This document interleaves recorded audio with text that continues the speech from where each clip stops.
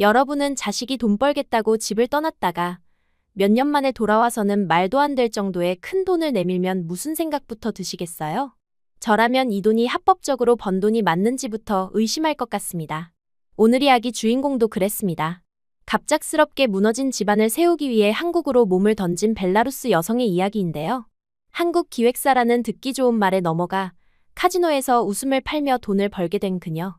그런 그녀가 집에 돌아와 아빠에게 자랑스럽게 1억을 내밀었을 때 아빠는 돈을 던지며 오열했다고 하는데요. 대체 그녀의 지난 세월엔 무슨 일들이 있던 걸까요? 이야기 들어보겠습니다. 오늘 사연 기대되신다면 좋아요와 구독 한번 눌러주세요. 그럼 시작하겠습니다. 벨라루스의 작은 도시 그로드노에서 태어난 저는 세 자매 중 막내입니다. 아나스타샤라는 이름처럼 저희 집은 항상 부활과 생명력이 넘치는 곳이었어요. 아침이면 어머니의 달콤한 불린치킨 냄새가 온 집안을 채웠고 저녁이면 아버지의 유쾌한 웃음소리가 창문을 넘어 이웃집까지 울려 퍼졌습니다. 그러나 저희 집의 진짜 중심은 첫째 언니 엘레나였어요. 언니는 제가 어렸을 때부터 우상이었습니다. 이웃 아저씨들이 농담 삼아 그로드노의 보석이라 불렀을 만큼 아름다웠고 고등학교 때부터 영어와 독일어를 마스터해 지역 최고 성적으로 졸업했어요. 엘레나 언니의 방에는 항상 친구들이 모여 공부했고 주말이면 가족을 위한 요리를 하며 미소 지었습니다. 민스크의 유명 외국계 기업에 취직했을 때도 언니는 여전히 매주 주말마다 집에 왔어요. 오직 가족을 위해서요. 아나스타샤, 언젠가 넌 이 마을을 떠나 더 넓은 세상을 볼 거야. 그때까지 열심히 공부해. 언니의 이런 말은 제게 항상 꿈과 희망을 심어주었습니다. 하지만 세상은 잔인하게도 가장 행복한 순간에 기습했어요. 그날도 언니가 웃으며 집에 들어온 주말이었습니다. 어머니와 엘레나 언니는 저녁을 위해 장을 보러 나갔어요. 평소와 다를 것 없는 일상이었지만 그날 이후 다시는 평범한 날이 오지 않았습니다. 시내로 향하던 엄마와 언니를 태운 택시가 과속으로 달리던 트럭의 정면으로 부딪혔어요. 경찰이 문을 두드렸을 때 아버지의 얼굴에서 진짜 사람의 얼이 빠져나가는 것을 보았습니다. 하루아침에 저희 집의 웃음소리가 사라졌어요. 장례식장은 차갑고 음울했습니다. 엘레나 언니와 어머니의 영정사진 앞에서 저는 눈물조차 흘리지 못했어요. 믿기지 않았고 현실이라 인정하고 싶지 않았습니다. 둘째 언니 카트리나는 연거푸 울다 쓰러졌고 아버지는 마치 돌상이 된 듯 아무 말도 하지 않았어요. 장례식이 끝나고 집으로 돌아왔을 때 모든 것이 달라져 있었습니다. 예전에는 따뜻함으로 가득했던 저희 집이 갑자기 차갑고 낯선 곳으로 변해버렸어요. 아버지는 공장에서 일을 계속했지만 예전의 그분이 아니었습니다. 말수가 급격히 줄었고 밤마다 방에서 흐느끼는 소리가 들렸어요. 카트리나 언니는 학교를 그만두고 집안일을 도맡았지만 짙은 그림자가 언니의 눈 밑에 계속 머물렀습니다. 저는 16살이었고 아직 현실을 완전히 받아들이지 못했어요. 이상하게도 저만 유일하게 눈물을 흘리지 않았습니다. 누군가는 가족을 지탱해야 했으니까요. 아버지, 학교 다녀올게요. 아침마다 인사를 건네도 돌아오는 것은 고개를 끄덕이는 모습뿐이었습니다. 이전에는 우리 막내 공주님, 오늘도 최고의 하루 보내. 라며 등을 두드려주시던 아버지가 말이에요. 그립고 아팠지만 저는 이해했습니다. 아버지에게 엘레나 언니는 희망이었고 어머니는 인생의 전부였으니까요. 사고 후 2년이 지나면서 집안의 분위기는 점점 더 어두워졌습니다. 그러던 어느 날 아침, 카트리나 언니가 보이지 않아 문을 열어보니 텅 비어 있었어요. 책상 위에 쪽지 하나만 덩그러니 놓여 있었습니다. 미안해요. 더는 이 집에 있을 수 없어요. 나중에 연락할게요. 하지만 언니는 연락하지 않았어요. 전화번호도 바꿨고 소셜미디어도 삭제했습니다. 마치 세상에서 증발한 것처럼 사라졌어요. 아버지는 그날 이후 더욱 무너졌고 저는 18살이 되던 해에 학교를 그만두었습니다. 누군가는 돈을 벌어야 했으니까요. 아버지, 제가 일을 구했어요. 카페에서 웨이트리스로요. 그렇게 저는 아침 8시부터 밤 10시까지 2개의 알바를 뛰며 생활비를 벌었습니다. 아버지는 공장에서 계속 일했지만 그마저도 오래가지 않았어요. 어느 날 기계에 팔이 끼는 사고로 큰 부상을 입었고 더 이상 무거운 것을 들 수 없게 되었습니다. 이제 아버지는 공장 경비원으로 일했고 수입은 절반 이하로 줄었어요. 20살이 된 저는 이미 나이보다 훨씬 더 많은 것을 경험했습니다. 젊은 생기도 없었고 손은 거칠어졌어요. 문방구에서 카페, 옷가게까지 3군데를 오가며 일했습니다. 밤에는 너무 지쳐 침대에 쓰러지듯 잠들었고 아침이면 다시 같은 일상이 반복되었어요. 이것이 평생 이어질 것 같은 무력감이 저를 짓눌렀습니다. 그러던 어느 날 카페에서 일하던 친구 마리나가 제 손을 잡고 속삭였어요. 아나스타샤, 한국에 가면 몇 년 안에 큰 돈을 벌 수 있대.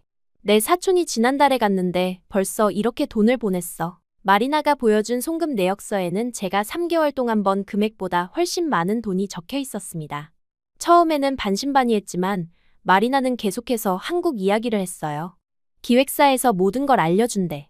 비자랑 숙소도 다 제공하고 시키는 대로만 하면 돼. 춤추고 노래하면서 돈 버는 거야. 케이팝이 얼마나 뜨는지 알잖아. 저는 케이팝에 대해 잘 몰랐지만 마리나의 말은 제게 희망의 빛이었습니다. 몇 년만 견디면 아버지와 함께 새 출발을 할 수 있을지도 모른다는 생각이 들었어요. 그리고 솔직히 저는 이 작은 도시를 벗어나고 싶었습니다. 엘레나 언니처럼 더 넓은 세상을 보고 싶었어요. 기획사 사람들이 다음 주에 오디션 본대. 너도 같이 가자. 예쁘니까 무조건 붙을 거야. 망설임 없이 저는 오디션에 참가했습니다. 기획사 담당자는 저를 보자마자 눈을 빛냈고 그 자리에서 합격을 알렸어요. 계약서에는 3년 동안 월급의 절반은 기획사가 가져간다는 내용이 있었지만 그래도 남는 금액이 지금보다 3배는 많았습니다. 제가 할 일은 한국식 공연을 하는 것이라고 했어요. 아버지에게 이 소식을 전하자 오랜만에 아버지가 입을 여셨습니다. 그곳이 안전한 곳인지 어떻게 알지? 낯선 나라에서 내가 무슨 일을 하게 될지. 하지만 저는 이미 마음을 정했어요. 아버지에게 기획사가 제공한 자료를 보여드리며 안심시켰습니다. 아버지, 몇 년만 참고 돈을 벌어올게요. 그러면 더 좋은 집으로 이사하고 아버지는 일하지 않으셔도 돼요. 결국 아버지는 울면서 저를 안아주셨어요. 거의 5년 만에 처음 보는 아버지의 눈물이었습니다. 내 언니들처럼 너마저 잃고 싶지 않구나. 출국 전날 아버지는 소중히 간직하던 어머니의 은목걸이를 제게 주셨어요. 항상 몸에 지니고 다녀라. 내 어머니가 지켜줄 테니. 다음 날 저는 마리나와 함께 민스크 공항을 통해 러시아 그리고 한국으로 향했습니다. 가슴속에는 희망과 불안이 교차했지만 저는 강한 척했어요. 기획사 사람들은 저희를 서울이 아닌 인천의 한 훈련장으로 데려갔습니다. 그곳에서 충격적인 현실을 마주했어요. 훈련장에는 저희처럼 동유럽에서 온 10여 명의 여성들이 있었고 그들은 매우 짧고 노출이 심한 의상을 입고 있었습니다. 안무 선생님이라는 여성은 선정적인 동작들을 가르쳤고 저는 어안이 벙벙했어요. 이게 케이팝일 리 없었습니다. 이게 무슨 춤이에요? 저희가 배울 노래는 없나요? 제 질문에 기획사 담당자는 미소를 지으며 대답했어요. 곧 한국 무대에 설 거예요. 걱정 말고 연습에 집중하세요. 불안했지만 이미 계약은 체결된 상태였고 아버지에게 돌아갈 면목도 없었습니다. 한 달간의 훈련 후 저희는 비행기를 타고 제주도로 향했어요. 그리고 그곳에서 저는 완전한 진실을 마주했습니다. 화려한 조명, 도박기계의 소리, 술에 취한 사람들. 저희가 도착한 곳은 카지노였어요. 케이팝이 아닌 외국인 관광객들을 위한 쇼를 하는 곳이었습니다. 중국인과 러시아인 관광객들 앞에서 춤을 추고 그들의 시선을 견뎌야 했어요. 때로는 손님들의 불쾌한 손길도 참아야 했습니다. 첫날 밤, 저는 숙소에서 이불 속에 파묻혀 울었어요. 마리나가 등을 토닥이며 위로했습니다. 견뎌, 아나스타샤. 계약은 3년이야. 그동안 돈 모아서 나중에 새 출발하자. 그렇게 저희 제주도 생활이 시작되었어요. 밤에는 카지노에서 공연하고 낮에는 잠을 자는 생활이 반복되었습니다. 매달 임금이 들어왔고 그중 절반은 저축했어요. 아버지에게는 한국에서 공연하며 잘 지내고 있다. 고만 말했습니다. 진실을 알면 아버지가 얼마나 상심할지 뻔했으니까요. 처음에는 모든 것이 견디기 힘들었지만 시간이 지날수록 저는 무감각해졌어요. 돈이 모이는 것을 보며 위안을 삼았고 어느새 웃음과 눈빛을 파는 일에 익숙해졌습니다. 그러나 밤마다 거울을 볼 때면 제 눈에는 공허함이 가득했어요. 이게 정말 제가 원하던 삶인지 엘레나 언니가 원하던 제 모습인지 의문이 들었습니다. 그렇게 시간이 속절없이 흘러갔습니다. 그러다 카지노 리모델링 공사로 일주일의 휴가가 주어졌을 때 저는 처음으로 제주도를 제대로 볼 기회가 생겼어요. 6개월간 오직 카지노와 숙소만 오가던 저에게 이 휴가는 숨통이 트이는 순간이었습니다. 마리나와 함께 자전거를 빌려 제주의 해변과 오름을 돌아다니기 시작했어요. 성산 일출봉에서 맞이한 아침에는 그동안의 어둠을 잠시나마 밀어내는 것 같았습니다. 아나스타샤, 이제 좀 행복해 보여. 마리나가 웃으며 말했어요. 행복이라기보다는 일시적인 탈출이었지만 저도 모르게 미소가 지어졌습니다. 푸른 바다와 검은 현무암, 노란 유채꽃이 만들어내는 제주의 풍경은 벨라루스의 그 어떤 곳과도 달랐어요. 마치 다른 행성에 온 것 같았습니다. 휴가 이틀째 되던 날, 저희는 서귀포의 작은 해변 마을에 있는 게스트하우스에 묵었어요. 저녁이 되자 마리나가 근처 펍에 가자고 제안했습니다. 낮에는 관광객들로 붐비는 해변이 밤이 되자 로맨틱한 분위기로 바뀌었어요. 펍 안은 온통 커플들 뿐이었습니다. 테이블마다 서로 손을 잡고 키스하고 행복하게 웃는 연인들이 있었어요. 갑자기 이상한 감정이 몰려왔습니다. 20살인 저는 아직 한 번도 진정한 연애를 해본 적이 없었어요. 고등학교 때 약간의 호감이 있던 남자애가 있었지만 엘레나 언니와 어머니의 사고 이후 그런 감정은 모두 접어두었습니다. 지금껏 살아오면서 로맨스란 먼 나라 이야기였어요. 어때?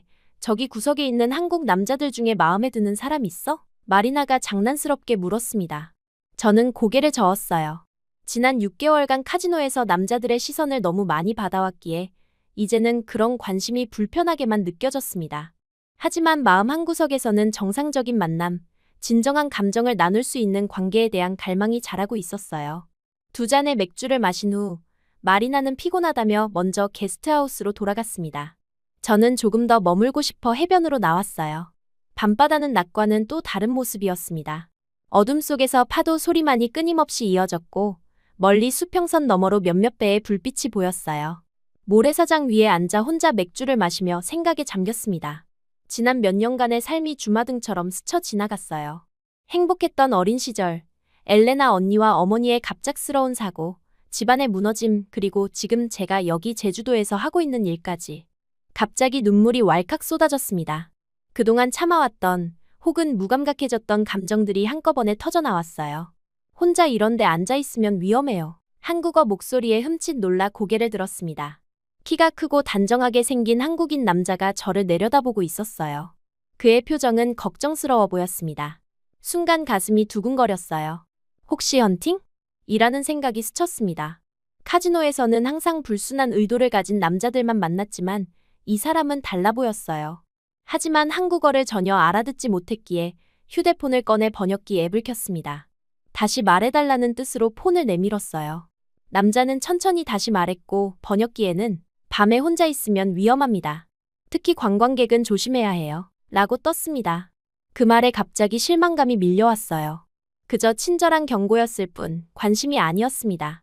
평소라면 별 생각 없었겠지만 술 기운과 외로움 그리고 주변의 연인들을 보며 느낀 부러움이 뒤섞여 속마음이 터져나왔어요. 번역기에 영어로 타이핑했습니다. 왜 저를 헌팅하지 않아요? 저도 연애할 수 있어요. 제가 웃음을 파는 사람이라 더러워 보이나요? 번역된 문장을 보고 남자의 눈이 커졌습니다. 당황한 표정이 역력했어요. 저는 즉시 후회했지만 이미 늦었습니다. 그는 잠시 생각하더니 번역기를 통해 대답했어요. 그런 거 아니에요. 정말로 위험해서 걱정했을 뿐이에요. 그럼 헌팅할게요. 내일 점심 먹어요? 예상치 못한 대답에 저는 어안이 벙벙했습니다. 남자는 미소를 지으며 휴대폰을 내밀었어요. 번역기를 통해 번호를 저장해 드릴게요. 라고 말했습니다. 머뭇거리다 제 번호를 알려드렸어요. 그는 자신의 이름이 민준이라고 했고 제 이름을 물었습니다. 아나스타샤 라고 대답하자 여러 번 발음해보며 웃었어요. 아나스타샤, 내일 봐요. 그는 마지막으로 손을 흔들고 떠났습니다. 게스트하우스로 돌아오는 길, 자신의 실수에 얼굴이 화끈거렸어요. 하지만 한편으로는 오랜만에 느껴본 설렘의 마음이 들뜨기도 했습니다. 방에 돌아오자 마리나는 이미 잠들어 있었어요. 다음 날 아침, 어젯밤 일이 꿈만 같았습니다. 실제로 만난 것인지, 술 기운에 상상한 것인지 헷갈렸어요. 휴대폰을 확인하자 낯선 번호에서 문자가 와 있었습니다. 번역기로 확인해보니, 좋은 아침이에요. 오늘 11시에 게스트하우스 앞에서 만날까요? 해장국 먹으러 가요. 라는 내용이었어요. 심장이 두근거렸습니다. 너무 오랜만에 느껴보는 감정이었어요. 서둘러 준비하고 마리나에게는 혼자 좀 돌아다녀 볼게 라고만 말한 채 약속 장소로 향했습니다.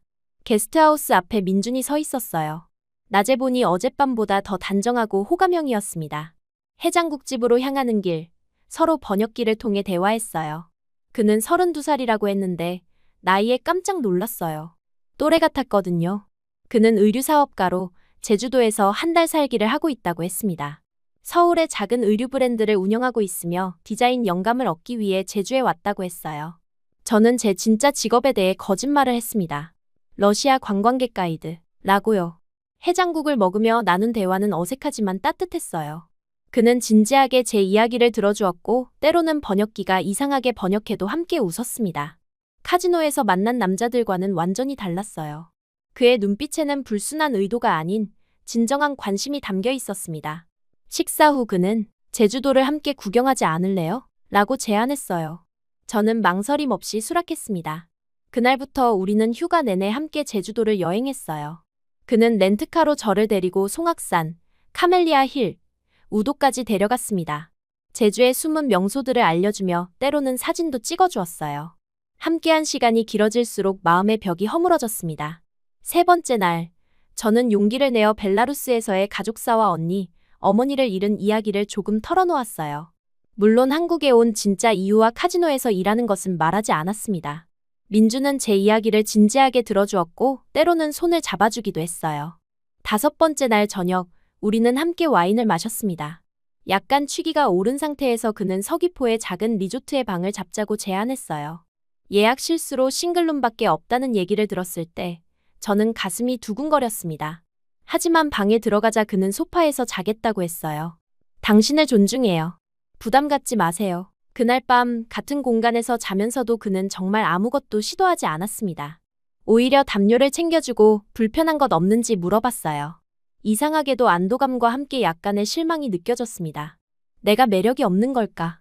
하는 생각이 들었어요. 다음 날 아침 돌아와 마리나에게 상황을 설명하자 그녀는 믿지 않았습니다. 정말 아무 일도 없었다고. 혹시 그 사람 뭔가 다른 목적 있는 거 아니야? 하지만 저는 민준에게서 그런 느낌을 전혀 받지 못했어요. 오히려 존중받는 느낌이 들었습니다. 마리나는 결국 한숨을 쉬며 말했어요. 헛고생 말고 마음 주지 마. 어차피 계약 끝나면 돌아가야 해. 말도 안 통하는 사이에 뭘 기대해? 마리나의 말이 현실적이었지만 저는 다시 민준을 만나고 싶었습니다. 다시 그를 만나 해변을 걸었어요. 바다를 바라보며 묻고 싶은 질문이 목까지 차올랐습니다. 결국 번역기를 통해 물었어요.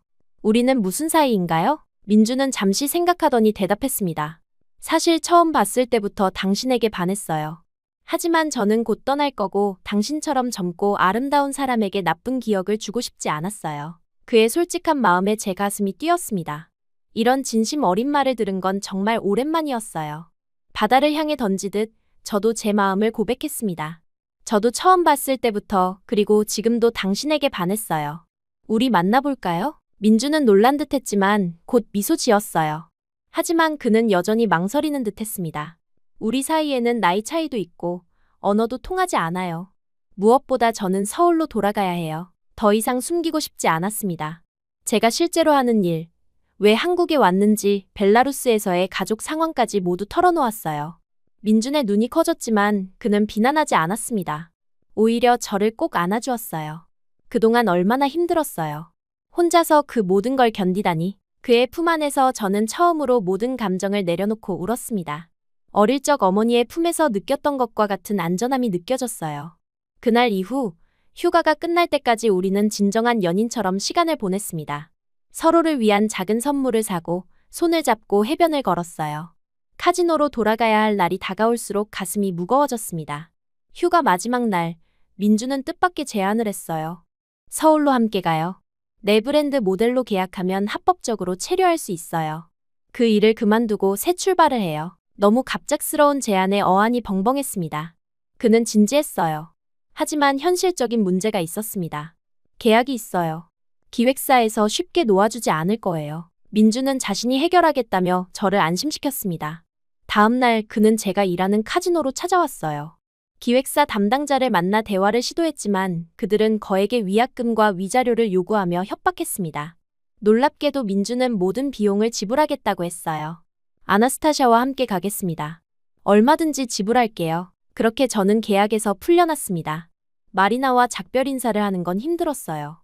그녀는 눈물을 흘리며 말했습니다. 정말 진심인 것 같아. 행운을 빌어. 짐을 챙겨 민준과 함께 서울행 비행기에 올랐습니다. 창밖으로 제주도가 작아지는 걸 보며 이것이 꿈인지 현실인지 여전히 믿기지 않았어요. 하지만 옆자리에서 미소 짓는 민준을 보며 새로운 삶을 향한 희망이 싹 텄습니다. 서울에 도착한 첫날, 모든 것이 꿈만 같았어요. 민주는 강남 근처에 있는 깔끔한 오피스텔로 저를 데려갔습니다.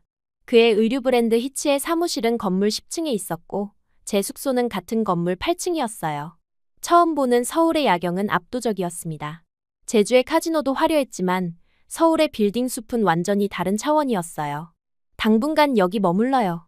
적응되면 더 좋은 곳으로 옮길게요. 민준의 말에 고개를 끄덕였습니다. 다음 날부터 새로운 생활이 시작됐어요. 민준의 브랜드는 생각보다 훨씬 규모가 컸습니다. 20대 여성을 타겟으로 한 캐주얼 의류 브랜드였고 온라인 몰과 동대문에 작은 매장도 있었어요. 첫 주는 제가 브랜드에 적응하는 시간이었습니다. 디자이너, 마케터, 온라인 MD 등 10여 명의 직원들이 있었고 모두 저를 환영해 주었어요. 처음에는 단순히 옷을 입어보는 피팅 모델로 시작했습니다. 제 동유럽적인 외모가 브랜드 이미지와 잘 맞는다며 민주는 점차 제 역할을 확대했어요. 한 달 후에는 브랜드 룩북 촬영에 참여했고 3개월 후에는 온라인 쇼핑몰 메인 모델이 되었습니다. 언어 장벽에도 불구하고 카메라 앞에서는 자연스럽게 포즈를 취할 수 있었어요. 아마도 카지노에서의 경험이 도움이 된 것 같습니다. 아나스타샤, 당신이 모델이 된 후로 매출이 20% 늘었어요. 민준이 어느 날 흥분해서 말했어요. 쉽지 않은 일이었지만 카지노에서 일할 때보다 훨씬 보람찼습니다. 무엇보다 민준의 존중과 배려가 저를 편안하게 했어요. 그는 제가 한국어를 배울 수 있도록 가르쳐 주었고 한국 문화에 적응하도록 도왔습니다. 주말이면 서울의 여러 곳을 함께 다니며 데이트를 즐겼어요. 북초난옥마을, 남산타워, 한강공원. 모든 것이 신기했습니다. 1년쯤 지났을 때 민주는 저와 2년 독점 계약을 맺자고 제안했어요. 그동안 저는 브랜드의 얼굴이 되었고 인스타그램 팔로워도 10만을 넘겼습니다. 한국어도 기초적인 대화가 가능할 정도로 늘었어요. 계약서에는 월급이 초기보다 2배 이상 올라 있었습니다. 민준, 정말 이렇게 많이 줘도 돼요? 물었더니 그는 웃으며 대답했어요. 당신 덕분에 브랜드가 성장했어요. 당연한 거예요. 생활비는 민준이 전부 부담했기에 저는 월급을 거의 다 저축할 수 있었습니다. 매달 아버지에게도 조금씩 송금했어요. 처음에는 거부하셨지만 정당하게 번 돈이라고 설명하자 마지못해 받아주셨습니다. 일과 연애를 병행하며 하루하루가 행복했어요. 민주는 사업가답게 철저하고 계획적이었지만 저와 함께할 때는 다정하고 부드러운 면을 보였습니다. 어느새 저희는 자연스럽게 동거를 시작했어요. 민준의 아파트로 제 짐을 옮긴 날 그는 작은 꽃다발을 선물해 주었습니다. 우리 집에 온 것을 환영해요. 그 말에 눈물이 날 뻔했어요. 집이라는 단어가 오랜만에 따뜻하게 느껴졌습니다. 벨라루스를 떠난 이후로 진정한 집이 있다고 느낀 적이 없었어요. 이제야 안정을 찾은 것 같았습니다. 그렇게 2년이라는 시간 동안 브랜드는 더욱 성장했어요. 민주는 중국 진출을 시도했고 저는 중국 소비자들을 겨냥한 광고에도 출연했습니다. 라이브 커머스 방송을 시작했을 때는 긴장했지만 시간이 지날수록 카메라 앞에서 자신감이 생겼어요. 이제는 짧은 한국어로 간단한 소개도 할 수 있게 되었습니다. 저축은 꾸준히 늘어났어요. 매달 통장 잔고를 확인하는 것이 작은 기쁨이 되었습니다. 민주는 저축하라며 제 모든 생활비를 지원해줬어요. 그렇게 2년이나 모은 통장을 확인했을 때 드디어 1억 원이 넘어 있었습니다. 제 인생에서 상상도 못했던 금액이었어요. 그날 저녁, 민주는 특별한 저녁 식사를 준비했습니다. 한강이 보이는 레스토랑에서 와인을 마시며 그는 조심스럽게 말을 꺼냈어요. 아나스타샤, 이제 아버님께 인사드리러 가는 게 어떨까요? 벨라루스에 함께 가서 결혼 허락을 받고 싶어요. 순간 숨이 멎는 것 같았습니다. 2년 동안 매일 보는 사이였지만 공식적인 프로포즈는 처음이었어요. 기쁨과 동시에 걱정이 밀려왔습니다. 아버지께 민준을 소개하는 것은 문제없겠지만 그동안 제가 카지노에서 일했던 사실을 아버지는 모르셨어요. 그저 한국에서 모델 일을 하고 있다 고만 알려드렸습니다. 하지만 이제는 정직하게 모든 것을 말씀드려야 할 때였어요. 민준의 프로포즈에 눈물을 흘리며 고개를 끄덕였습니다. 네, 아버지께 인사드려요. 그리고 모든 진실도 말씀드릴게요. 한 달 후 저희는 벨라루스행 비행기에 올랐습니다. 긴 비행시간 동안 초조함에 손톱을 물어뜯었어요. 2년 만에 고향을 방문하는 것도 아버지를 뵙는 것도 설렜지만 진실을 말씀드려야 한다는 부담이 컸습니다. 그로드노에 도착하자 모든 것이 낯설면서도 익숙했어요. 변한 것 없는 고향 거리를 지나 아버지의 집에 도착했습니다. 문을 두드리자 아버지가 나오셨어요. 흰머리가 많이 늘었지만 여전히 그 따뜻한 눈빛은 변함없었습니다. 아나스타샤, 아버지는 저를 꼭 안아주셨어요. 민준을 소개하자 아버지는 약간 경계하는 듯했지만 정중하게 맞아주셨습니다. 집 안으로 들어가 이야기를 나누는 동안 저는 계속 긴장했어요. 마침내 용기를 내어 제 가방에서 봉투를 꺼냈습니다. 그 안에는 그동안 모은 1억 원의 현금이 들어있었어요. 아버지, 이건 제가 한국에서 번 돈이에요. 아버지 위해 모았어요. 새 집도 사시고 이제 일 그만하셔도 돼요. 아버지는 봉투를 열어보더니 갑자기 표정이 굳었습니다. 한참을 말없이 돈을 바라보시더니 갑자기 그것을 바닥에 던지셨어요. 더러운 돈. 이걸 받을 수 없다. 아버지의 목소리가 떨렸습니다. 당황한 저는 무슨 일인지 물었어요. 아버지는 흐느끼며 말씀하셨습니다. 마리나가 몇 달 전에 돌아와서 다 말했다. 내가 카지노에서 일했던 것, 한국 남자에게 팔려간 것까지. 순간 피가 거꾸로 솟는 것 같았어요. 마리나가 돌아와 거짓말을 퍼뜨렸다니. 정신없이 상황을 설명했지만 아버지는 이미 마음의 상처를 입은 상태였습니다. 아버지, 그건 사실이 아니에요. 카지노에서 일한 건 맞지만 민준 덕분에 그곳을 나왔어요. 그는 저를 구해준 사람이에요. 혼란스러운 상황에서 민준이 나섰습니다. 그는 차분하게 휴대폰을 꺼내 계약서와 급여 명세서, 브랜드 웹사이트에 있는 제 사진들을 보여주었어요. 물론 카지노 시절 이야기는 있었지만 그 이후에 정당한 모델 경력을 증명했습니다. 아버님, 저는 아나스타샤를 진심으로 사랑합니다. 처음 만났을 때 그녀가 어려운 상황에 있다는 걸 알았고 그래서 도움을 주고 싶었어요. 하지만 그것은 거래가 아닌 진심이었습니다. 민준의 진지한 설명에 아버지의 표정이 조금씩 풀렸어요. 특히 브랜드 광고에서 제가 활동하는 모습을 보시고는 눈물을 훔치셨습니다. 내 딸이 정말 모델이었구나. 오해가 풀리자 아버지는 민준에게 다가가 그를 꼭 안아주셨어요. 딸을 지켜줘서 고맙네. 내가 오해했어. 그날 저녁 세 사람은 함께 식사했습니다. 화기애애한 분위기 속에서 민준은 공식적으로 결혼 의사를 밝혔어요. 아버지는 잠시 생각하더니 대답을 보류했습니다. 조금 더 생각할 시간이 필요하구나. 이틀 후 저는 다시 용기를 내어 1억 원을 건넸어요. 이번에는 더 정중하게 말씀드렸습니다. 아버지, 이 돈으로 메인 상권에 있는 아파트를 사실 수 있어요. 평생 고생만 하신 아버지가 편히 쉬셨으면 해요. 민준도 곁에서 말을 보탰습니다. 아버님의 노후는 제가 책임지겠습니다. 이 돈은 딸의 사랑이니 부디 받아주세요. 아버지의 눈에 다시 눈물이 고였어요. 이번에는 분노가 아닌 감동의 눈물이었습니다. 아버지는 떨리는 손으로 봉투를 받으며 저희 둘을 끌어안았어요. 내 딸이 이렇게 훌륭하게 자랐구나. 그리고 좋은 사람을 만났네. 그날 밤 아버지는 마침내 결혼을 허락해 주셨습니다. 별이 빛나는 밤하늘 아래 저와 민주는 서로를 바라보며 미래를 약속했어요. 드디어 제 인생의 진정한 행복이 찾아온 것 같았습니다. 아버지께 결혼 허락을 받은 날부터 모든 일이 빠르게 진행됐어요. 민주는 벨라루스에서 결혼식을 올리자고 제안했습니다. 제 고향에서 아버지와 친구들이 지켜보는 가운데 새 출발을 하고 싶다는 생각이었어요. 그 배려에 다시 한번 마음이 따뜻해졌습니다. 결혼 준비를 하면서 문득 민준에게 물었어요. 그동안 너무 바빠서 묻지 못했던 질문이었습니다. 민준 씨 부모님은 어디 계세요? 결혼식에 오실 수 있나요? 그제야 민준은 자신의 과거에 대해 털어놓았어요. 그는 18살 때 교통사고로 부모님을 모두 잃었다고 했습니다. 대학 시절부터 혼자 생활하며 의류 사업을 시작했고 작은 브랜드에서 시작해 지금의 위치까지 올라왔다고 했어요. 그 이야기를 들으며 가슴이 아팠습니다. 민준도 저처럼 사랑하는 사람을 잃은 아픔을 겪었던 거예요. 그래서 제주도에서 처음 만났을 때 당신의 이야기가 더 마음에 와닿았어요. 우리가 비슷한 아픔을 가졌다고 느꼈죠. 민준의 말에 모든 것이 이해됐어요. 왜 그가 저를 특별히 아꼈는지, 왜 그렇게 보호하려 했는지. 그날 밤 저는 민준을 더 단단히 안아주었습니다. 우리는 서로의 상처를 치유해주는 존재였어요. 결혼식 날짜는 한 달 후로 정했습니다. 그로드노의 작은 성당에서 소박하게 치르기로 했어요. 아버지는 오랜만에 활기를 되찾으셨습니다. 동네 사람들에게 딸의 결혼 소식을 자랑하시고 직접 나무를 깎아 작은 선반도 만드셨어요. 민주는 한국에서 웨딩드레스 디자이너 친구에게 부탁해 특별한 드레스를 제작했습니다.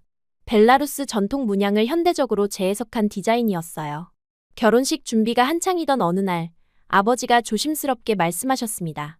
카트리나에게 연락해볼까 생각 중이다. 둘째 언니 이름을 들으니 가슴이 철렁했어요. 카트리나 언니는 5년 전 갑자기 집을 나간 후 연락이 완전히 끊겼습니다. 아버지는 지인을 통해 언니가 민스크에 있다는 소식을 들었다고 했어요. 결혼식에 초대하고 싶다는 아버지의 말씀에 망설였지만 이 기쁜 날에 가족 모두가 함께하면 좋겠다는 생각이 들었습니다. 아버지는 여러 경로로 카트리나 언니를 찾아보셨어요. 결국 페이스북을 통해 언니를 찾았을 때 저희는 모두 놀랐습니다. 언니는 메시지를 읽고 바로 답장을 보내왔어요. 먼저 나간 것에 대해 미안하다는 사과와 함께 결혼식에 꼭 참석하겠다는 말이었습니다. 결혼식 당일, 성당은 친구들과 이웃들로 가득 찼어요. 민주는 한국에서 온 몇몇 직원들과 함께 긴장한 표정으로 제단 앞에 서 있었습니다. 저는 웨딩드레스를 입고 대기실에서 마지막 점검을 하고 있었어요. 그때 문이 열리고 낯설면서도 익숙한 얼굴이 들어왔습니다. 아나스타샤, 카트리나 언니였어요. 5년 만에 보는 언니는 많이 달라져 있었습니다. 더 성숙해진 얼굴에 자신감이 넘쳤어요. 잠시 서로를 바라보다가 언니가 먼저 다가와 저를 꼭 안아주었습니다. 미안해, 동생아. 그때는 정말 숨이 막혀서 언니의 품에 안겨 저도 모르게 눈물이 흘렀어요. 오랜 시간 미워했던 마음이 순식간에 녹아내렸습니다. 언니는 자신이 민스크에서 디자인을 공부하고 있다고 했어요. 갑자기 가족을 떠난 것은 엘레나 언니와 어머니의 부재를 견딜 수 없었기 때문이라고 했습니다. 아버지는? 언니가 조심스럽게 물었어요. 바로 그때 아버지가 들어오셨습니다. 카트리나 언니를 보시고 잠시 말을 잇지 못하셨어요. 그러다 천천히 다가가 언니를 끌어안으셨습니다. 오랫동안 서로를 안고 우는 모습을 보니 저도 다시 눈물이 났어요. 화장이 다 번져버렸지만 상관없었습니다. 5년 만에 우리 가족이 다시 하나가 되었으니까요. 성당에 울려 퍼지는 웨딩 마치에 맞춰 아버지의 팔을 잡고 입장했어요. 제단 앞에 선 민준의 눈에도 눈물이 고여 있었습니다. 그는 세상에서 가장 행복한 표정으로 저를 맞아주었어요. 주례 신부님의 축복 속에 우리는 서로에게 영원한 사랑을 약속했습니다. 결혼식이 끝난 후 작은 연회장에서 피로연이 열렸어요. 민주는 카트리나 언니와 이야기를 나누더니 갑자기 저를 불렀습니다. 아나스타샤, 언니가 디자인을 공부하고 있다고 했는데 우리 브랜드에서 일해보는 건 어떨까? 민준의 제안에 카트리나 언니는 놀란 표정을 지었어요. 처음에는 망설이는 듯했지만 민준이 진심으로 언니의 재능을 알아봐준다는 느낌이 들었나 봅니다. 잠시 고민하던 언니는 미소를 지으며 고개를 끄덕였어요. 한국에 가본 적은 없지만 도전해볼게요. 그렇게 카트리나 언니도 우리와 함께 한국에 가기로 했습니다. 피로연이 끝나갈 무렵 민주는 아버지에게도 한국에서 함께 살자고 제안했어요. 하지만 아버지는 고개를 저으셨습니다. 고맙지만 난 여기 있을게. 너의 어머니의 품이 여기 있으니까. 아버지의 말씀에 모두 눈시울이 붉어졌어요. 대신 아버지는 우리에게 당부하셨습니다. 너희는 미래를 위해 살아라. 그리고 종종 찾아오면 된다. 결혼식 다음 날, 우리는 모두 한국행 비행기에 올랐어요. 새로운 가족으로 함께하는 첫 비행이었습니다. 카트리나 언니는 모든 것이 신기한 듯 창밖을 내내 바라봤어요. 민주는 서울에 도착하자마자 언니를 위한 숙소를 마련해 주었고 브랜드에서 인턴으로 시작할 수 있게 도왔습니다. 결혼 후 저희의 생활은 더욱 단단해졌어요. 민주는 사업에 더 박차를 가했고 저는 계속해서 브랜드의 얼굴로 활동했습니다. 카트리나 언니는 놀라운 재능을 보이며 디자인팀에서 인정받기 시작했어요. 6개월 후 언니는 정식 디자이너가 되었고 자신의 작은 컬렉션도 선보였습니다. 시간은 빠르게 흘렀어요. 결혼 3년 차가 되던 해 카트리나 언니에게 기쁜 소식이 있었습니다. 브랜드의 사진작가와 사랑에 빠져 속도 위반을 한 거였어요. 민망해하는 언니였지만 모두가 가족의 새로운 생명 소식에 모두가 축하했어요. 언니의 임신 소식은 민준에게 영감을 주었나 봅니다. 그는 브랜드 확장을 결심하고 인부복 라인을 출시했어요. 카트리나 언니가 직접 디자인에 참여했고 인부복 모델로도 활동했습니다. 출시 한 달 만에 인부복 라인은 큰 성공을 거두었어요. 자연스럽게 아름다운 엄마라는 컨셉이 많은 임산부들의 마음을 사로잡았습니다. 정기적으로 아버지께 전화를 드리고 1년에 한 번은 꼭 벨라루스를 방문했어요. 아버지는 새 아파트에서 편안하게 지내셨고 동네에서 목공 취미를 살려 작은 가구를 만들어 이웃들에게 선물하는 즐거움을 찾으셨습니다. 카트리나 언니의 아이가 태어났을 때 아버지는 특별히 한국을 방문해 증손자를 품에 안았어요. 엘레나와 너희 엄마가 이 모습을 보면 얼마나 기뻐할까. 아버지의 말씀에 우리 모두 눈시울이 붉어졌지만 그것은 슬픔만이 아닌 감사와 사랑이 섞인 감정이었습니다. 잃어버린 가족들이 있었지만 새로운 인연으로 우리 가족은 다시 채워지고 있었어요. 결혼 3주년을 맞은 어느 저녁, 한강이 내려다 보이는 우리 집 테라스에서 민준과 와인을 마시며 지난 시간을 돌아봤습니다. 제주도의 그 바닷가에서 처음 만난 날부터 오늘까지의 여정이 꿈만 같았어요. 때로는 힘들었지만 서로가 있어 모든 것을 이겨낼 수 있었습니다. 민준, 고마워요. 당신이 아니었다면 지금의 제가 없었을 거예요. 민준은 미소를 지으며 제 손을 꼭 잡았습니다. 그의 눈에는 여전히 첫날 본 그 따뜻함이 그대로 있었어요. 당신이 있어 내가 행복해요. 우리 앞으로도 함께 많은 추억을 만들어요. 달빛 아래 저는 오랫동안 마음에 품어왔던 생각을 조심스럽게 꺼냈습니다. 민준, 우리도 이제 아이를 가져볼까요? 저도 카트리나 언니처럼 예쁜 아기를 안아보고 싶어요. 민준의 눈이 환하게 빛났어요. 그는 아무 말 없이 저를 꼭 안아주었습니다. 그 품 안에서 저는 완전한 안정감을 느꼈어요. 어둠 속에서도 서로를 비추는 빛이 되어준 우리의 사랑, 그리고 앞으로 맞이할 새로운 생명에 대한 기대로 가슴이 벅차올랐습니다. 절망에서 희망으로 제 삶을 바꿔준 민준에게 감사해요. 빨리 아이를 가지고 싶어요. 오늘도 민준은 못 잘 것 같네요. 응원해주세요. 항상 친구들끼리 모이면 누군가는 늘 밥값을 내고 또 누군가는 얻어먹기만 하죠. 매번 빨리 오는 친구, 늦게 오는 친구가 정해져 있듯이요. 항상 손해를 보는 친구들은 그만큼 이 관계에 애정을 두고 중요하게 생각하는 거라고 하죠. 오늘 이야기의 주인공도 그랬습니다. 인간관계에서 득과 실을 구분하는 게 가장 중요하다는 스페인 여성의 사연인데요. 그 계산적인 면모로 변호사까지 된 그녀는 순에 빠진 여동생이 한국에 시집간다고 하자 그저 비웃기 바빴습니다. 그러나 결혼 후 동생이 데려온 한국 남자를 본 순간 그녀는 넋이 나가 당장이라도 도망가려고 했다는데요. 과연 그녀는 왜 그렇게 도망가려고 했던 걸까요? 지금부터 그 이야기를 들어보시죠. 좋아요와 구독은 감동 블라썸 영상 제작에 큰 힘이 됩니다. 안녕하세요. 저는 카밀라입니다. 저는 어릴 적부터 숫자가 좋았어요. 숫자는 거짓말을 하지 않았거든요. 2 더하기 2는 언제나 4죠. 어떤 감정이 개입해도 누가 우는 소리를 해도 그 답은 변하지 않잖아요.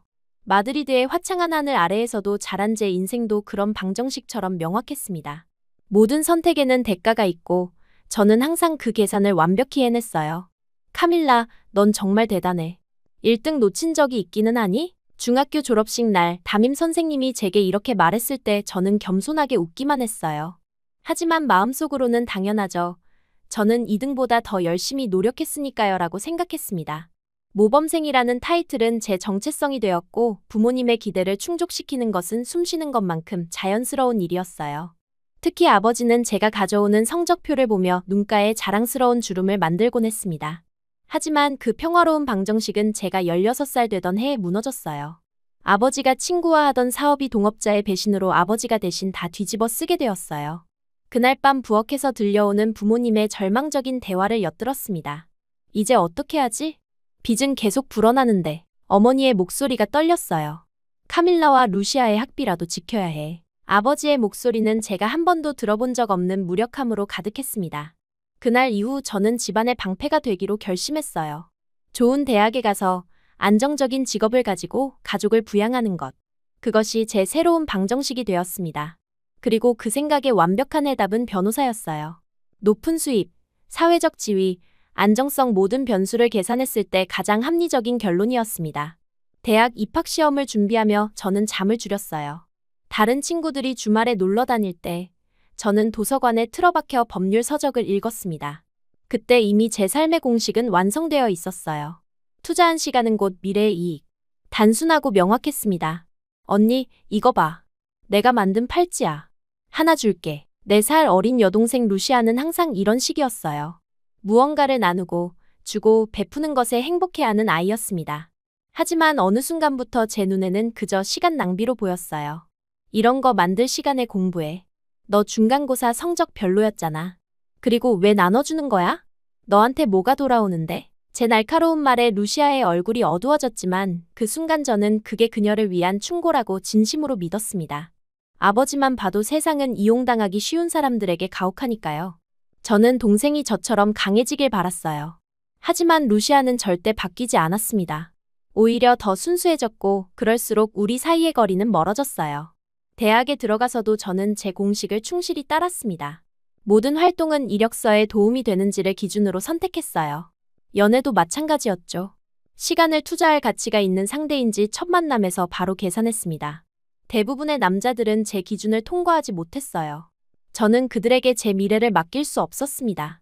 법대를 최우수 성적으로 졸업하고 인턴십을 거쳐 마드리드의 유명 로펌에 입사했어요. 모든 것이 계획대로였습니다. 첫 월급을 받던 날, 저는 부모님께 선물을 사드렸어요. 어머니의 눈물 어린 미소를 보며 저는 제 선택이 옳았다고 확신했습니다. 우리 카밀라, 이제 좀 쉬어도 되지 않을까? 어머니가 말씀하셨어요. 하지만 저는 멈출 수 없었어요. 아직 막내라 수입료가 낮았고 이제 경력을 쌓기 위해 더 많은 사건을 맡고 더 많은 승소를 거두고 더 많은 수입료를 받는 것. 그것이 제 새로운 목표가 되었습니다. 제 일상은 철저히 계산된 시간표에 따라 흘러갔어요. 아침 6시 기상, 7시 사무실 도착, 12시간 근무, 저녁 운동, 지치지 않을 정도의 수면. 주말에도 사건 파일을 검토했습니다. 효율성이 제 삶의 키워드였어요. 그런 제게 루시아의 전화는 언제나 방해였습니다.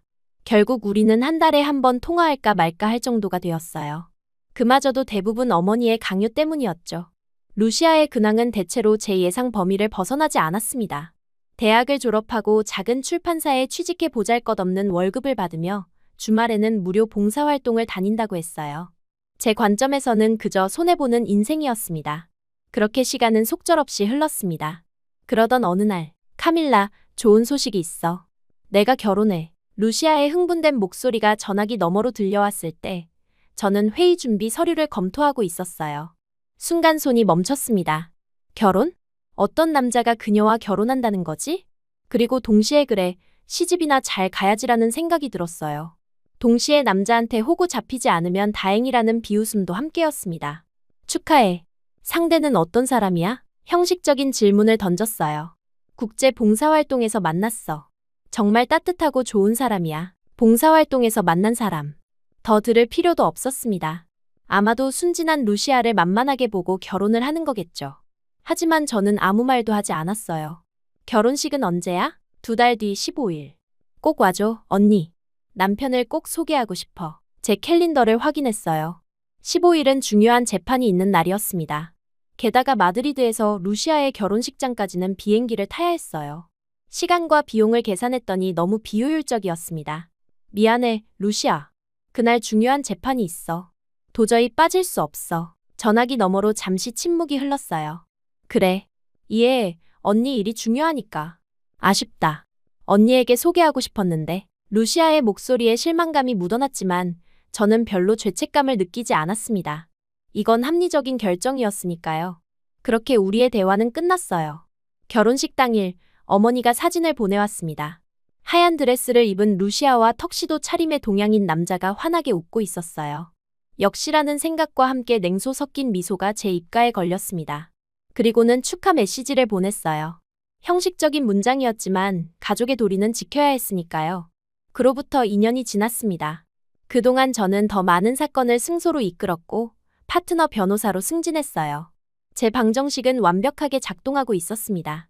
그러던 어느 날 어머니에게서 전화가 왔어요. 카밀라, 내가 요즘 다리가 너무 아파서 잠시 와줄 수 있니? 그 말을 듣는 순간 모든 일정을 뒤로 미뤘습니다. 어머니는 제 방정식에서 가장 중요한 변수였으니까요. 아버지도 돌아가셨으니 어머니는 제가 챙겨야죠. 저는 즉시 휴가를 내고 고향으로 향했어요. 집에 도착했을 때 예상치 못한 상황이 펼쳐져 있었습니다. 루시아가 이미 와 있었어요.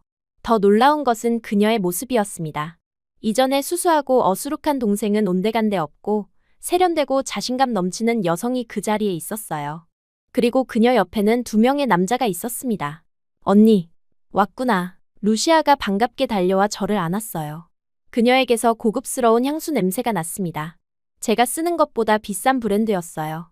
이쪽은 내 남편 희재고 옆에 있는 분은 희재의 친구 성우 씨야. 정형외과 의사셔. 그제서야 저는 두 남자를 자세히 보게 되었습니다. 희재는 부드러운 미소를 짓고 있었고 그의 옆에 있는 남자 성우는 깊은 눈빛으로 저를 바라보고 있었어요. 그냥 동양인으로 흘려봤었던 사진이었는데 한국인이었어요. 요즘 한국인을 모를 순 없으니까요. 처음 뵙겠습니다. 희재입니다. 카밀라 씨. 루시아에게 자주 언니 얘기를 들었어요. 희재의 스페인어는 놀라울 정도로 유창했습니다. 저는 어색하게 미소 지었어요. 한국인이 저희 집에 그것도 2명이나 있다는 사실이 너무 비현실적으로 느껴졌습니다. 어머니 다리는 어떠세요? 냉정을 되찾으며 물었어요. 걱정 안 하셔도 될 것 같아요. 제가 진찰해봤는데 심각한 상황은 아니에요. 성우가 차분한 목소리로 대답했습니다. 그제서야 그가 정형외과 의사라는 사실이 와닿았어요. 희재의 친구이자 의사라. 이 남자는 왜 여기 있는 걸까? 여행? 아니면 성우 씨는 어머니 치료를 도와주시려고 한국에서 같이 왔어. 마치 제 생각을 읽기라도 한 듯 루시아가 설명했습니다. 저는 혼란스러웠어요. 남의 어머니를 위해 친구가 다른 나라까지 왔다고. 그것도 의사가? 이건 제 계산 밖의 일이었습니다. 이 불합리한 상황 속에서 저는 그들을 다시 바라봤어요. 희재는 분명 성공한 사람처럼 보였고 성우는 그의 눈빛에는 제가 읽을 수 없는 무언가가 있었습니다. 그 순간 제 완벽했던 제 상식에 균열이 생겼어요. 저녁 식사 자리에서 저는 자연스럽게 희재의 직업을 물었고 그에 대해 이야기했을 때 제 귀를 의심했어요. 그는 한국의 대기업에서 국제 마케팅 부서장으로 일하고 있다고 했습니다. 한국의 임금도 스페인과 꽤 차이 나니까 대충 한 제 계산으로도 제 수입의 거의 2배였습니다. 그 순간 마시고 있던 와인이 쓴맛으로 변했어요. 희재 씨는 어떻게 스페인어를 그렇게 잘하세요? 평정을 유지하려고 화제를 돌렸습니다. 그의 대답은 더 놀라웠어요. 대학에서 스페인어를 전공했어요. 그리고 회사에서 마드리드 지사에 2년간 파견 근무했었죠. 마드리드에 있었다고. 그렇다면 우리는 같은 도시에 살고 있었던 셈이네요. 그리고 이제서야 다시 생각났어요. 루시아가 봉사활동에서 그를 만났다고 했었죠. 마치 제 생각을 읽기라도 한 듯 루시아가 설명을 이어갔어요. 희재는 회사 봉사단 활동으로 아프리카에 왔었어. 우리는 거기서 만났어. 제 머릿속에서 여러 가지 계산이 동시에 이루어졌습니다. 대기업 간부, 다국어 능력, 봉사활동까지. 이 남자가 과연 루시아와 결혼한 이유가 뭘까? 갑자기 성우의 목소리가 들렸어요. 카밀라 씨도 멋진 직업을 가지고 계신다고요? 변호사라면 정의를 위해 싸우는 일이잖아요. 그의 말에는 진심이 담겨 있었습니다. 하지만 저는 내심 웃음이 나왔어요. 정의? 제가 하는 일은 정의와는 거리가 멀었습니다. 높은 수입료를 내는 고객이 이기도록 모든 법적 허점을 찾아내는 것, 그게 제 일이었어요. 그저 일일 뿐이에요. 당신은요? 정형외과 의사라고 했죠? 제가 물었습니다. 네, 서울에 있는 작은 병원을 하고 있어요. 주로 스포츠 손상을 전문으로 하고 있죠. 개인 병원 의사. 또 다시 제 계산기가 돌아갔어요. 그의 수입, 사회적 지위, 앞으로의 전망. 모든 지표가 저보다 위였습니다. 제 자부심에 금이 가는 소리가 들리는 것 같았어요. 그런데 왜 어머니를 위해 일부러 오신 거예요? 그것도 휴가를 내서요. 솔직히 이해가 되지 않았습니다.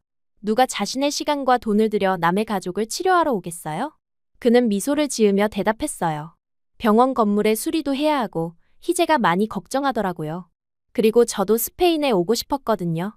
일종의 휴가이기도 해요. 그의 말은 저희 세계관과 충돌했습니다. 제 사전에 그냥 돕는다는 개념은 없었어요.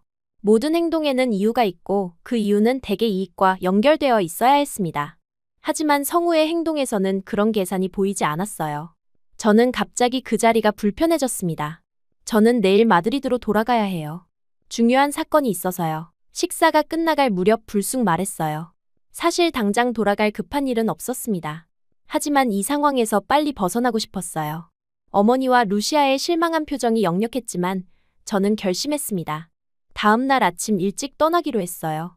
짐을 싸고 나서 마지막으로 어머니께 인사를 드리기 위해 계단을 내려가던 순간이었습니다. 갑자기 발이 미끄러졌고 균형을 잃었어요.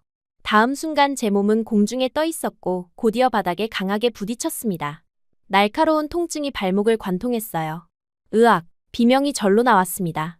순식간에 사람들이 모여들었어요. 그 중에서도 성우가 가장 먼저 제 곁에 도착했습니다. 그의 손길은 놀라울 정도로 침착하고 정확했어요. 움직이지 마세요. 제가 확인해 볼게요. 그의 손이 제 발목을 조심스럽게 만졌습니다. 전문가의 손길이라는 게 이런 거구나 싶었어요. 아픔 속에서도 그의 손길이 주는 안정감은 특별했습니다. 다행히 골절은 아닌 것 같아요. 인대가 약간 늘어난 것 같아 보이네요. 하지만 정확한 진단을 위해 병원에 가보는 게 좋겠어요. 이렇게 해서 제 급한 귀경 계획은 무산되었습니다. 근처 병원에서 성우의 진단대로 발목 염좌 판정을 받았고 최소 일주일은 안정을 취해야 한다는 의사의 말에 저는 할 수 없이 고향집에 머물게 되었어요. 이 모든 일이 제 계획에 없던 일이었습니다. 집으로 돌아와 제 방에 누워 있는데 노크 소리가 들렸어요. 성우였습니다. 그의 손에는 얼음찜질용 팩과 붕대가 들려 있었어요. 괜찮으세요? 정기적으로 얼음찜질을 해주는 게 좋아요. 제가 도와드릴게요. 그는 전문가다운 손길로 제 발목을 치료해 주었어요. 묘하게 이 상황이 불편하면서도 편안했습니다. 아무도 이렇게 저를 세심하게 돌봐준 적이 없었어요. 감사합니다. 간신히 말했습니다. 당연한 일이에요. 역시 변호사라는 직업은 항상 바쁘죠? 그의 질문에 저는 잠시 생각했어요. 제 삶은 언제나 빡빡한 일정으로 채워져 있었습니다. 여유라는 개념은 낭비와 동의어였어요. 효율적으로 살아야죠. 시간은 곧 돈이니까요. 제 대답에 그는 미소 지었어요. 그런데 그 미소가 동정인지 이해인지 구분할 수 없었습니다. 효율도 중요하지만 가끔은 그냥 흘러가는 대로 사는 것도 필요하지 않을까요? 그의 말은 제 귀에 이상하게 들렸어요. 흘러가는 대로? 그건 계획이 없다는 말 아닌가요? 저는 대답하지 않았습니다. 그날 저녁 예상치 못하게 네 사람이 함께 식사를 하게 되었어요. 어머니는 요리를 핑계로 자리를 비웠고 결국 루시아와 희재, 성우와 저 이렇게 네 명이 남았습니다. 처음엔 어색했지만 와인 한 잔이 오가며 분위기가 풀렸어요. 두 사람은 어떻게 연애를 시작한 거야? 제가 물었습니다. 희재와 루시아가 서로를 바라보며 웃었어요. 그 눈빛에서 진심 어린 애정이 느껴졌습니다. 처음에는 서로 잘 몰랐어요. 하지만 루시아가 현지 아이들을 돌보는 모습을 보고 반해버렸죠. 그녀의 선함에 끌렸어요. 선함. 또 다시 제 가치관과 충돌하는 단어였습니다. 제가 항상 손해보는 성격이라고 비난했던 루시아의 그 특성이 누군가에게는 가장 큰 매력이었다니요. 저는 혼란스러웠어요. 그럼 두 사람은 지금도 봉사해? 화제를 돌렸습니다.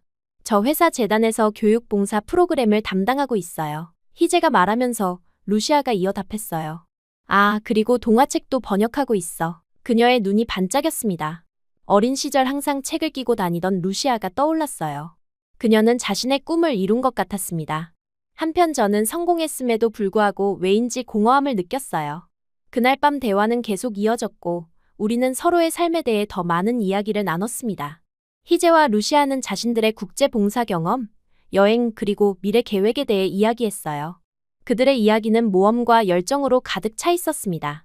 반면 제 이야기는 승소사례와 직장 내 경쟁에 관한 것뿐이었어요. 깊은 밤 두 사람이 잠든 후에도 성우와 저는 이야기를 계속했습니다.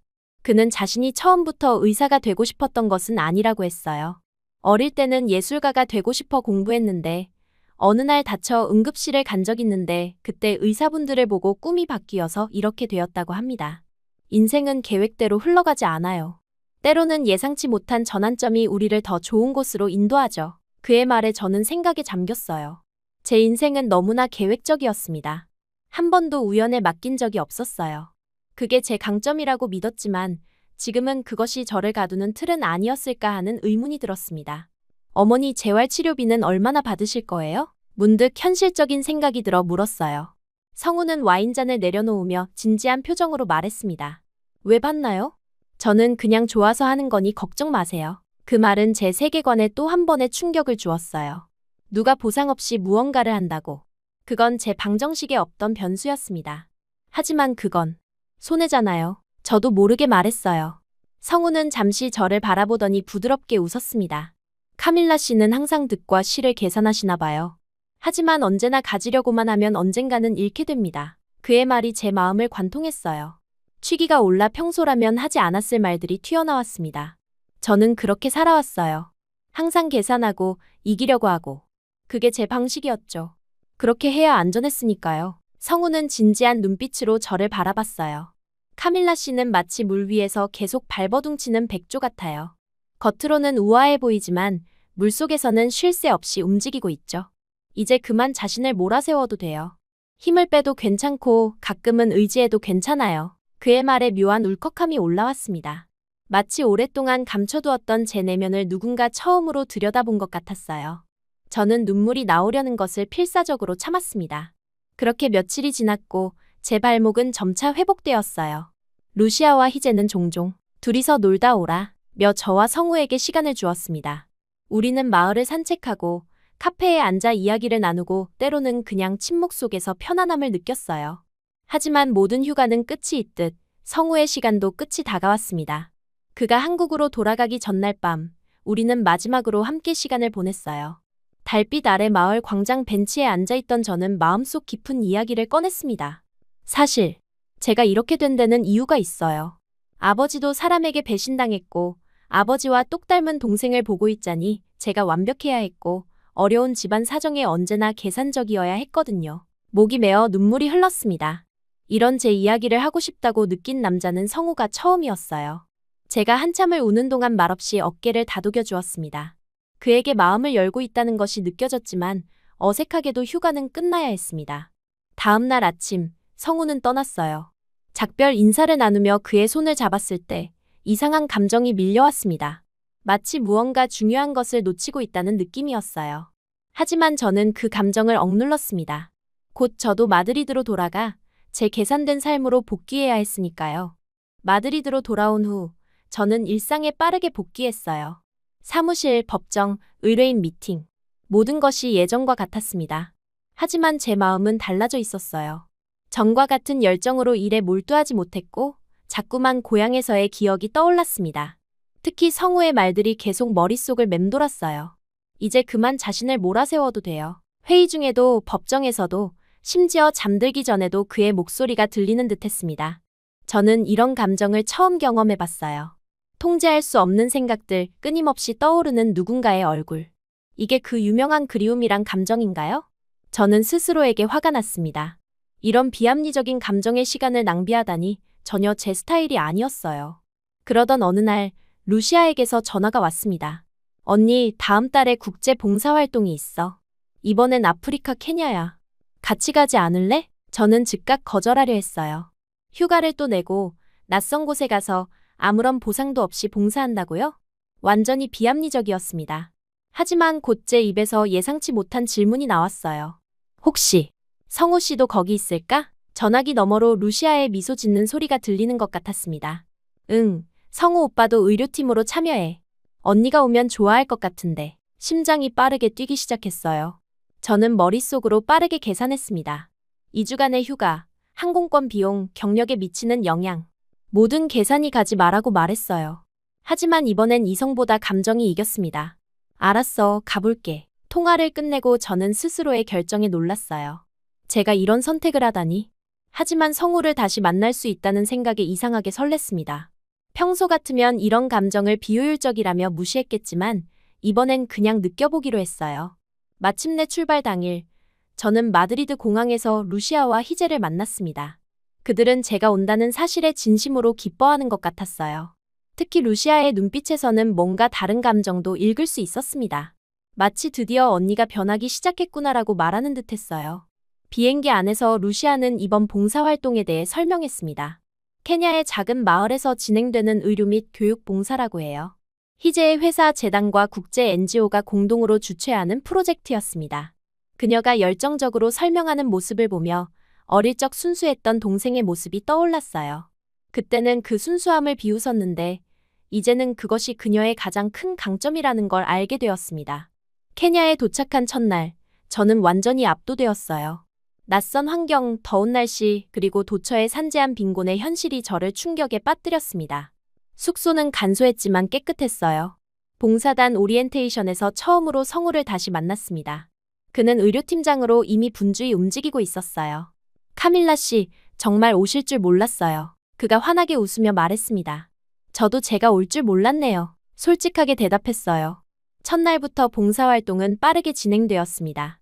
저는 법률 전문성을 살려 서류 작업과 행정 지원을 맡았어요. 처음에는 단순히 할 일로 여겼지만 점차 이 일의 의미를 깨닫기 시작했습니다. 제가 정리한 서류 한 장이 누군가의 교육 기회나 의료 지원으로 이어진다는 사실이 놀라웠어요. 특히 인상적이었던 것은 성우의 모습이었습니다. 그는 의사로서 뛰어난 실력을 갖추고 있었지만 그보다 더 놀라운 것은 환자들을 대하는 태도였어요. 말도 제대로 안 통하는데 마치 오랜 친구처럼 그들의 이야기를 들어주고 아이들에게는 장난스럽게 대하며 두려움을 없애주었습니다. 그의 진료를 받은 사람들은 모두 환한 표정으로 나왔어요. 사흘째 되는 날, 저는 성우의 진료를 돕게 되었습니다. 통역이 부족해서 스페인어를 할 줄 아는 제가 투입된 거예요. 처음에는 불편했지만 곧 그의 옆에서 일하는 것이 자연스러워졌습니다. 환자들의 이야기를 듣고 그에게 전달하면서 저는 그들의 삶을 조금씩 들여다보게 되었어요. 어려운 환경 속에서도 희망을 잃지 않는 그들의 모습이 저를 감동시켰습니다. 카밀라 씨, 당신 덕분에 오늘 많은 환자들을 제대로 진료할 수 있었어요. 그날 저녁, 성우가 저에게 고마움을 표했어요. 그의 진심 어린 칭찬에 묘한 따뜻함이 느껴졌습니다. 이전에는 승소했을 때나 큰 수임료를 받았을 때 성취감을 느꼈는데 이번에는 그저 누군가를 도왔다는 사실만으로 행복했어요. 이런 감정은 제게 새로웠습니다. 일주일쯤 지났을 때 우리는 마을 외곽의 작은 학교를 방문했어요. 그곳에서 건강검진과 함께 아이들을 위한 교육 프로그램을 진행했습니다. 저는 법률에 관한 기초 지식을 가르치기로 했어요. 처음에는 그저 의무감으로 시작했지만 아이들의 눈빛이 제 마음을 움직였습니다. 그들의 배움에 대한 갈증, 순수한 호기심은 저를 감동시켰어요. 특히 기억에 남는 것은 12살 정도 된 소녀 아미나였습니다. 그녀는 제 수업을 듣고 나서 변호사가 되고 싶다고 말했어요. 자기 마을 사람들의 권리를 지키는 사람이 되겠다는 그녀의 꿈은 순수했지만 강한 의지가 느껴졌습니다. 문득 제가 처음 변호사를 꿈꿨던 순간이 떠올랐어요. 저는 언제부터 그 순수한 열정을 잃어버렸을까요? 어느 날 저녁 봉사단 전체가 모여 작은 파티를 열었습니다. 현지 음식과 음악으로 채워진 그 자리에서 저는 오랜만에 마음껏 웃고 즐겼어요. 성우가 제게 춤을 청했고 우리는 서툴게 현지 춤을 따라 추며 웃음을 터뜨렸습니다. 그때 문득 깨달았어요. 제가 언제 이렇게 계산 없이 즐거움을 느껴봤을까요? 파티가 끝나고 성우와 함께 숙소로 돌아가는 길, 밤하늘의 별들이 유난히 밝게 빛났습니다. 마드리드에서는 절대 볼 수 없는 광경이었어요. 아름답네요. 저도 모르게 말이 나왔습니다. 카밀라 씨도 요즘 아름다워졌어요.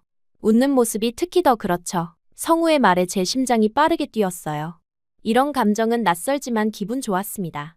우리는 아무 말 없이 걸었고 어느 순간 그의 손이 제 손을 잡았어요. 따뜻했습니다. 모든 계산과 논리를 뛰어넘는 그 순간의 감정은 말로 표현할 수 없었어요. 봉사활동 마지막 날, 마을 사람들이 감사의 표시로 작은 공연을 준비했습니다. 아이들의 춤과 노래를 보며 저는 뭉클함을 느꼈어요. 특히 아미나가 제게 직접 만든 팔찌를 선물했을 때 눈물이 날 것 같았습니다. 그 순간 루시아가 어릴 적 저에게 팔찌를 주었던 기억이 떠올랐어요. 그때는 냉정하게 거절했는데 이제야 그 의미를 이해하게 되었습니다. 고마워, 아미나.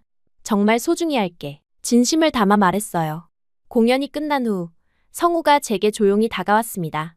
카밀라, 오늘 밤 시간 있어요? 얘기하고 싶은 게 있어서요. 저는 긴장하면서도 기대감에 고개를 끄덕였어요. 그날 밤 우리는 캠프 근처 언덕에 올라 밤하늘을 바라보며 많은 이야기를 나눴습니다. 서로의 어린 시절, 꿈, 두려움. 이전에는 누구에게도 하지 않았던 이야기들이 자연스럽게 흘러나왔어요. 카밀라, 처음 봤을 때부터 약해지기 싫어 언제나 발버둥치는 사람 같았어요. 많이 신경 쓰여요. 저한테 의지하면 좋겠어요. 성우의 고백에 제 마음은 이미 대답을 알고 있었습니다. 우리의 입술이 만났을 때 모든 계산과 망설임이 사라졌어요. 그 순간만큼은 완전히 현재에 집중했습니다. 봉사활동이 끝나고 우리는 연인이 되었어요. 마드리드로 돌아가야 했지만 이번엔 다른 기분이었습니다. 이별이 아니라 새로운 시작이라는 느낌이었어요. 우리는 매일 영상통화를 하기로 약속했고 가능한 자주 만나기로 했습니다. 봉사활동 이후 성우와 저는 서로 떨어져 있었지만 매일 영상통화로 대화를 나누며 더 가까워졌어요. 시간대 차이에도 불구하고 그는 항상 제 이야기를 들어주었고 저 역시 그의 하루를 듣는 것이 일상의 즐거움이 되었습니다. 이전에 제가 보면 비웃었을 행동이었지만 이제는 이런 시간이 제 하루 중 가장 소중한 순간이었어요. 저는 사무실에서 업무를 보다가 문득 아미나가 준 팔찌를 바라봤어요. 그 작은 선물에는 계산할 수 없는 가치가 담겨 있었습니다. 봉사활동에서 돌아온 지 한 달, 저는 매일 밤 성우와 대화를 나누며 우리의 미래에 대해 생각했어요. 이전에는 상상도 못했던 선택지들이 제 앞에 펼쳐지고 있었습니다. 로펌에서의 일은 여전히 바빴지만 제 마음가짐이 달라졌습니다. 의뢰인들을 단순한 수임료로 보지 않고 그들의 사연에 귀 기울이기 시작했어요. 특히 경제적으로 어려운 의뢰인들을 위한 무료 법률 상담도 시작했습니다. 동료들은 제 변화를 이해하지 못했지만 저는 처음으로 제 일에서 진정한 의미를 찾고 있었어요. 그렇게 몇 달이 지난 어느 날 루시아에게서 전화가 왔습니다. 그녀와 희재가 잠시 스페인에 방문한다는 소식이었어요. 더 놀라운 것은 성우도 함께 온다는 사실이었습니다. 저는 긴장과 설렘으로 가득 찼어요. 온라인으로 가까워진 우리의 관계가 실제 만남에서도 같을지 그 불확실성이 저를 불안하게 만들었습니다. 언니, 이번 주말에 시간 있어? 우리 넷이서 만나고 싶은데. 루시아가 물었어요. 당연하지. 어디서 만날까? 평소답지 않게 목소리가 떨렸습니다. 루시아는 마드리드 외곽의 조용한 레스토랑을 제안했어요. 그곳은 우리 가족이 예전에 특별한 날에만 방문하던 곳이었습니다. 마지막으로 그곳에 간 것은 아버지의 사업이 실패하기 전이었어요. 그 기억이 문득 쓸쓸함을 가져왔지만 이번에는 새로운 기억을 만들 수 있을 거라는 기대도 생겼습니다. 만남의 날, 저는 평소보다 일찍 준비를 마쳤어요. 거울 앞에서 오랜 시간을 보냈고 심지어 새 옷을 사러 갔습니다. 이런 행동은 효율성만 따지던 예전의 저에게는 상상도 못할 일이었어요. 하지만 지금의 저는 달랐습니다. 누군가를 위해 그리고 나 자신을 위해 시간을 쓰는 것이 아깝지 않았어요. 레스토랑에 도착했을 때 성우가 제일 먼저 눈에 들어왔어요. 그는 예전보다 더 멋있어 보였고 그의 미소는 여전히 제 심장을 빠르게 뛰게 만들었습니다. 우리의 눈이 마주쳤을 때 주변의 모든 소음이 사라지는 듯했어요. 오랜만이에요, 카밀라. 그가 따뜻하게 인사했습니다. 식사는 화기애애한 분위기 속에서 진행되었어요. 희재와 루시아는 한국에서의 생활과 새로운 프로젝트에 대해 이야기했고 성우는 자신의 병원 일에 대해 말했습니다. 저도 최근 시작한 무료 법률 상담에 대해 이야기했어요. 이전의 만남들과 달리 이번에는 진정으로 마음을 열고 대화했습니다. 디저트가 나온 후 루시아가 문득 물었어요. 언니, 요즘 행복해 보여. 무슨 일 있었어? 그 질문에 저는 잠시 생각에 잠겼습니다. 예전에 저라면 그런 감상적인 질문을 무시했겠지만 지금은 진지하게 고민했어요. 그런 것 같아. 사람들을 돕는 게 생각보다 보람차더라. 솔직하게 대답했습니다. 식탁 주변이 조용해졌어요. 세 사람 모두 제 말에 집중했습니다. 항상 내가 답답하다고만 생각했는데 사실 그게 내 강점이었어. 내 따뜻함, 순수함, 나눔의 정신. 그런 것들이 얼마나 소중한지 이제야 알게 됐어. 감정이 북받쳐 목소리가 떨렸습니다. 루시아의 눈에서는 눈물이 흘러내렸어요. 언니, 그녀가 작은 목소리로 말했어요. 사실 난 항상 언니를 존경했어. 강인함, 똑똑함, 결단력. 언니 덕분에 나도 버틸 수 있었어. 우리는 테이블 너머로 손을 맞잡았습니다. 어린 시절부터 쌓아온 오해와 벽이 한순간에 무너지는 느낌이었어요. 옆에서 희재와 성우는 조용히 우리를 지켜보며 미소 짓고 있었습니다. 그날 밤, 레스토랑을 나와 우리는 마드리드의 밤거리를 걸었어요. 희재와 루시아가 조금 앞서 걸어갔고 성우와 저는 뒤따라갔습니다. 달빛 아래 그는 갑자기 걸음을 멈추고 제 손을 잡았어요. 카밀라, 당신을 만난 건 제 인생의 가장 큰 행운이에요. 그의 진지한 눈빛이 제 마음을 흔들었습니다. 성우는 며칠 더 있다 돌아갔지만 저는 성우와 특별한 관계를 이어갔어요. 동아누리의 만남은 데이트만을 위한 것이 아니라 나눔을 위한 것이었습니다. 그저 휴가처럼 만난 적도 있지만 1년에 서너 번 그는 국경 없는 이사회 활동으로 스페인에 왔고 저는 그와 함께 의료봉사에 참여했어요. 저희는 그렇게 사랑을 키워나갔습니다. 제 삶도 많이 달라졌어요.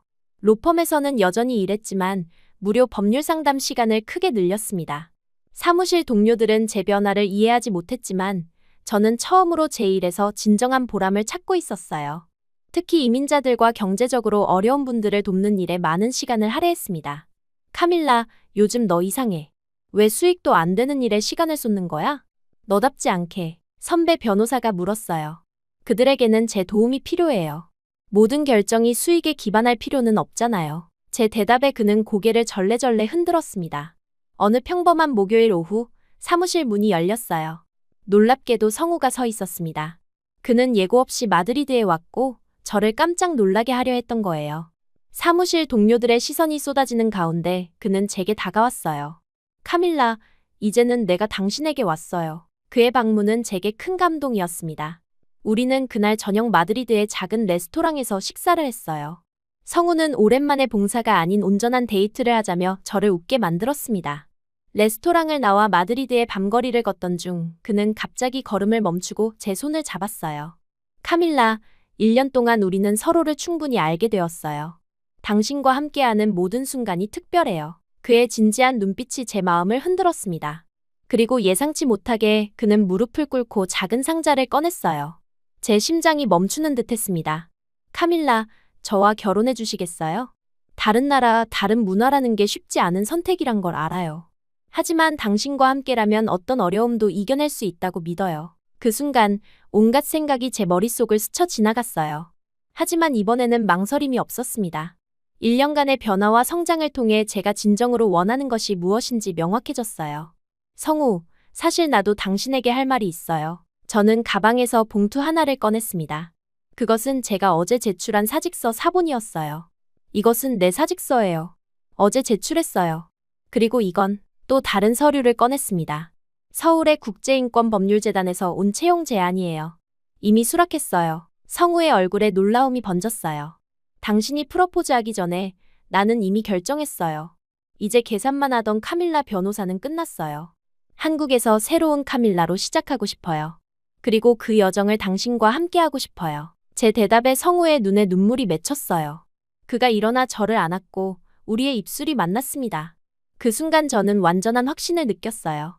모든 계산과 조건을 넘어선 선택이었지만 이것이야말로 제 인생에서 가장 확실한 결정이었습니다. 그런데 어떻게 그 재단에 지원했어요? 성우가 물었어요. 루시아의 도움이었어요. 연결해줬죠. 내가 변화하고 있다는 걸 가장 먼저 알아본 사람은 바로 내가 항상 무시했던 동생이었어요. 다음 날 우리는 함께 어머니께 전화를 걸었습니다. 결혼 소식을 들은 어머니는 이미 제 결정을 예상했다는 듯 기뻐하셨어요. 어머니의 목소리에서 안도감이 느껴졌습니다. 아마도 그동안 제가 혼자 살아가는 것을 걱정하셨던 것 같았어요. 사무실에서 제 사직 소식은 큰 충격으로 다가왔습니다. 그간 쌓아온 모든 것을 포기한다는 것이 그들에게는 미친 짓으로 보였어요. 정말 확실해? 모든 걸 버리고 한국으로 간다고. 언어도 다르고 문화도 다른 곳에서 어떻게 살 생각이야? 선배 변호사가 걱정스럽게 물었습니다. 네, 확실해요. 이건 포기가 아니라 선택이에요. 제 인생에서 처음으로 계산이 아닌 마음으로 내린 결정이에요. 자신감 있게 대답했습니다. 마지막 출근 날, 제 책상을 정리하며 지난 시간을 돌아봤어요. 수많은 법률 서류와 승소 기록들 사이에서 아미나가 준 팔찌와 봉사활동 사진들을 발견했습니다. 이것들이 제 인생의 전환점이 될 줄은 몰랐어요. 책상 위에는 제가 마지막으로 작업한 고액 소송 서류 대신 성우와 함께 준비한 봉사 일정표가 놓여 있었습니다. 결혼 후 우리는 허니문 대신 짧은 봉사활동을 계획했어요. 이제 제 삶의 우선순위는 완전히 달라져 있었습니다. 사무실을 떠나기 전 저는 창밖의 마드리드 풍경을 마지막으로 바라봤어요. 이 도시에서 저는 성공했지만 외로웠습니다. 이제 저는 새로운 도시에서 새로운 삶을 시작할 준비가 되어 있었어요. 이기적이고 계산적이던 과거의 카밀라와 작별하며 앞으로는 사람과 시간을 나누고 서로의 행복을 위해 사는 삶을 살겠다고 마음속으로 다짐했습니다. 앞으로 한국에서의 카밀라를 응원해주세요.